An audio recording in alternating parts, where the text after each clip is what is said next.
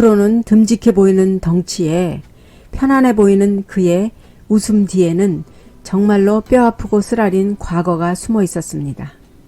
진성 씨는 병원에서 MRI 검사를 받지 못할 정도로 폐소 공포증을 앓고 있다고 털어놨습니다.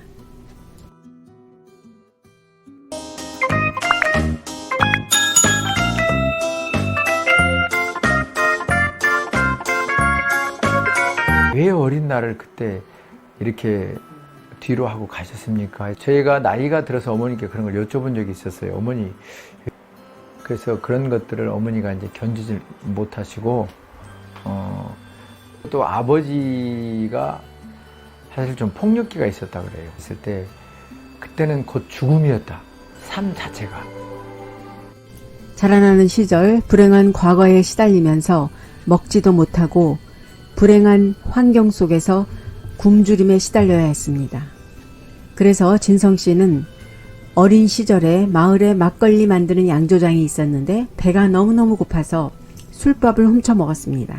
그런데 거기에 있는 아저씨가 저를 술독에 넣어버렸습니다. 빈 술독에 들어가서 잠이 들었는데 깜빡하고 그 아저씨도 그냥 퇴근을 해서 그 다음날 아침에 나오셔서 저를 꺼내주었습니다. 그때 폐소공포증이 생긴 것이다 라고 말을 해서 충격을 안겨주었습니다. 진성 씨는 저는 생각을 할 때 항상 어린 시절하고 연결을 하게 됩니다. 왜냐하면 홀로 어린 시간을 보냈습니다. 제가 3살 되던 해에 부모님이 집을 나가셔서 친척 집을 전전하며 살았습니다. 17살 무렵인가요? 내게 부모님이 안 계시다는 걸 알았습니다. 어린 나이에 먹는 것부터 입는 것까지 철저하게 힘이 들었습니다. 그리고 8년이란 세월이 흐르고 나서 11살이 되던 해였습니다. 부모님과 딱 1년 살았습니다. 저는 그때에 호적이 정리가 되어 있지 않아서 12살에 초등학교에 입학을 했습니다. 호적이 없어서있죠. 그런데 부모님이 싸우는 모습만 보고 정말 어린 시절은 지겨웠습니다. 제가 보고 자란 어린 시절은 긴 욕설뿐이었습니다. 라고 아픔을 드러냈습니다. 진성.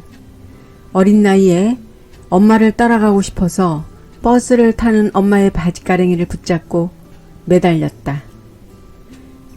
그러나 외삼촌은 군홧발로 어린 진성의 가슴팍을 내질렀다. 진성은 바로 진흙탕 속으로 내동댕이 쳐졌다. 이때 그는 생각했다. 나는 부모들이 사랑스러운 부모가 아니고 내 원수들이구나 하며 내가 다시는 당신들을 찾지 않으리라 다짐했다. 진성 씨가 TV의 한 프로그램에 출연하여 과거를 회상한 내용입니다. 이제는 담담하게 말하고 있지만 아마 그때 그 상처가 평생의 머릿속에서 지워지지 않았을 것입니다. 진성 씨는 오은영 씨의 프로그램에 나와서 다면적 인성검사 MMPI라고 하는 검사를 진행했는데요. 오은영 씨는 진성 씨에게 약간 울적하시고 우울감이 느껴지는 게 오래 지속되었습니다. 라고 만성적인 우울감에 익숙해져 있어서 그동안 우울감을 자각하지 못했던 것 같습니다. 라고 이야기를 하면서 이 우울증에 대해서 생각을 해보아야 한다고 진단을 내렸습니다.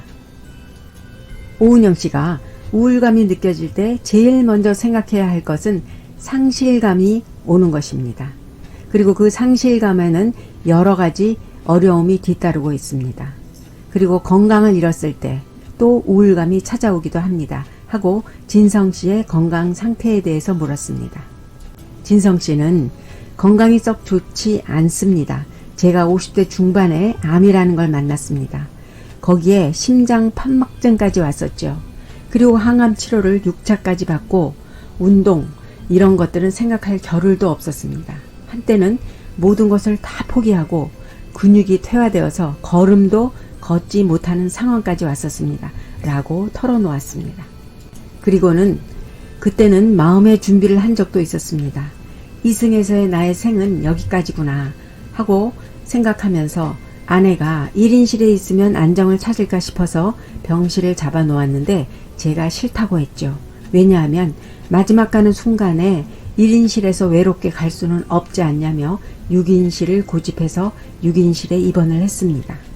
그런데 그곳에서 시간이 지나면서 환자분들이 한 분씩 빠져나가더라. 그분들의 병세가 나빠져서 인생의 마지막 종착역으로 가기 위해서 병동을 옮기는 것이었다. 그런 모습을 보면서 슬퍼서 잠을 못 잤다. 그리고 잠이 들면 영원히 깨어나지 못할까봐 그때 그 병동의 간호사 선생님들이 굉장히 힘드셨을 것 같다라고 돌이켜 보았습니다.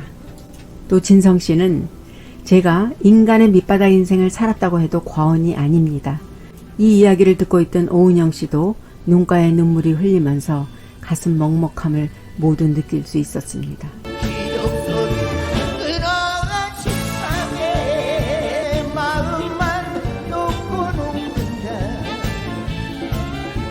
진성 씨는 1997년 가수로 데뷔를 하였습니다. 인기곡으로는요, 태클을 걸지마, 내가 바보야, 안동역에서, 보릿고개. 정말 대한민국의 트로트를 좋아하는 사람이라면 모두 알고 있는 기라성 같은 곡들이죠. 그리고 또한 미스터 트롯에서 김호중 씨라든가 또는 정동원 군이 불러서 많은 인기를 누리면서 역주행해서 인기를 계속 유지하고 있는 곡들입니다. 본인의 자작곡으로 음악적인 능력을 과시하기도 한 정말 기라성 같은 곡들입니다. 이런 유명한 곡들은 바로 본인이 지나온 과거의 그 슬픔을 바탕으로 좋은 곡이 나왔다고 볼 수는 있지만 본인에게는 정말 우울한 그런 잊지 못할 슬픔의 시간들이었죠. 지금 현재 진성 씨는 건강 상태가 많이 좋아져서 여러 사회 활동을 하고 음악적인 재능도 발휘하고 있지만 그러나 아직도 잠재하고 있는 완전치 못한 건강에 대한 염려는 늘 있습니다. 진성 씨, 여태까지 어려운 시간을 보내왔지만 그러나 지금부터라도 그 보상을 받듯이 편안한 마음을 가지고 우리 애청자들의 많은 사랑을 받으면서 나머지 정말 좋은 음악에 열정을 다 쏟으시면서 힐링의 음악으로 정말 어려움에 처해 있어서 현재를 감당하기 힘든 사람들에게 위로의 음악을 전해주시기를 응원합니다. 진성씨 건강도 응원합니다.